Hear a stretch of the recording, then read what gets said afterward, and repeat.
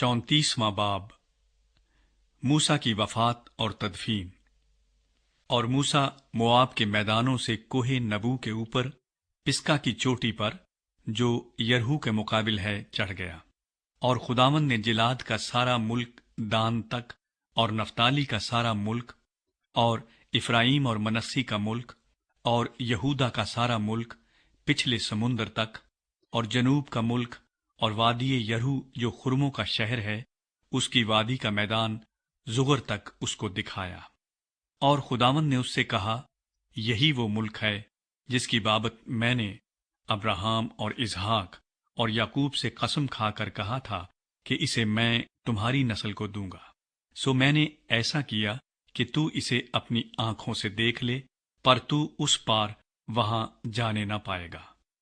پس خداوند کے بندہ موسیٰ نے خداوند کے کہے کے موافق وہیں موآب کے ملک میں وفات پائی، اور اس نے اسے موآب کی ایک وادی میں بیت فغور کے مقابل دفن کیا، پر آج تک کسی آدمی کو اس کی قبر معلوم نہیں۔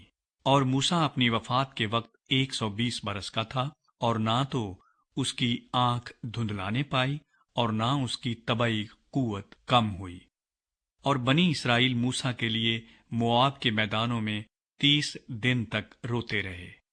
پھر موسیٰ کے لیے ماتم کرنے اور رونے پیٹنے کے دن ختم ہوئے۔ اور نون کا بیٹا یشوا دانائی کی روح سے معمور تھا، کیونکہ موسیٰ نے اپنے ہاتھ اس پر رکھے تھے، اور بنی اسرائیل اس کی بات مانتے رہے، اور جیسا خداوند نے موسیٰ کو حکم دیا تھا انہوں نے ویسا ہی کیا۔ اور اس وقت سے اب تک بنی اسرائیل میں کوئی نبی موسیٰ کی مانند جس سے خداوند نے روبرو باتیں کی نہیں اٹھا۔ اور اس کو خداوند نے ملک مصر میں فرعون اور اس کے سب خادموں اور اس کے سارے ملک کے سامنے سب نشانوں اور عجیب کاموں کے دکھانے کو بھیجا تھا۔ یوں موسیٰ نے سب اسرائیلیوں کے سامنے زور آور ہاتھ اور بڑی ہیبت کے کام کر دکھائے۔